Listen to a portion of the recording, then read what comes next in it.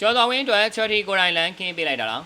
တက်ခိုင်အောင်စားစီဇန်ကိုတင်ဆက်ပေးနေတဲ့ case site ဂျာတွေကနေအားလုံးကိုပြန်လည်ကြိုလိုက်ပါပါဒီနေ့မှာတော့ကျော်တော်ဝင်းအတွက်ချော်တီကိုရိုင်းလန်ခင်းပေးလိုက်တာလားဆိုတဲ့အကြောင်းကိုသုံးသက်ဆွေးနွေးတင်ဆက်ပေးသွားမှာပါဒီဘက်တောက်ချာနေမှာကျင်းပမဲ့1 Friday 5158မှာမြန်မာပြည်သူတွေစောင်းဆိုင်နေကြတဲ့မြန်မာ fighter မန်လာသားကျော်တော်ဝင်းရဲ့တွဲဆိုင်လည်းပါဝင်လာခဲ့ပါတယ်ကျော်တော်ဝင်းကတော့ Thai fighter စလာတန်နဲ့ပဒံဝိတ်ငွေတိုင်းပွဲစဉ်အဖြစ်ကစားသွားမှာပါကျော်တော်ဝင်းကအရင်က1မှာ2နေကြ flyweight ကနေပြောင်းပြီးပဒံဝိတ်ကိုတက်ထိုးတာပါကျော်တော်ဝင်းရဲ့အလုံးချေကလည်းပဒံဝိတ်နဲ့ပို့လိုက်ပါပါတယ် flyweight မှာဆိုရင်ဝိတ်ချတဲ့နေရာမှာအခက်အခဲရှိနိုင်တယ်လို့ flyweight တန်းကဒိဋ္ဌိကျဲ fighter တွေလည်းပေါ်များပါတယ်ကျော်တော်ဝင်းရဲ့တွဲဆိုင်ကိုရေဝရကျင်းတော့ပွဲချပါတယ်ကျော်တော်ဝင်းက1မှာ2ပွဲထိုးသက်ထားပြီးတပွဲတိုင်းတပွဲရှုံးထားပါတယ်ကျော်တော်ဝင်းကစီမီတန်လုံးကျဲဝင်း fighter မိနစ်တောင်ကစားထားပြီးပါပြီအခုထိုးတဲရမယ် Thai fighter က1ပွဲအတွေ့အကြုံနဲ့ပြီးနိုင်ဝဲမရသေးပါဘူးချက်တွေကကျော်တော်ဝင်းကိုစင်မော်တင်ပေးခြင်းလို့ဒီလိုတွဲဆိုင်မျိုးဖန်တီးပေးလိုက်တာပါတန်းစင်ဆိုရင်ရှုံးပွဲဆိုင်နေပေမဲ့ထိုးခဲ့ရတဲ့ပြန်မဲ့တွေကကမ္ဘာအဆင့်တွေကြီးပါပဲဒါပေမဲ့ကျော်တော်ဝင်းတက်တော့ဒီပွဲကအမားကြီးကြီးမားမားမလုပ်ရင်အနိုင်သေးချနေတဲ့ပွဲမျိုးပါဖဲတဲ့တဲ့ထောက်ပံ့မှုနဲ့အတူကျော်တော်ဝင်းက1မှာနေရာတနေရာစာရလာဖို့အခွင့်အရေးဖန်လာခဲ့တာပါ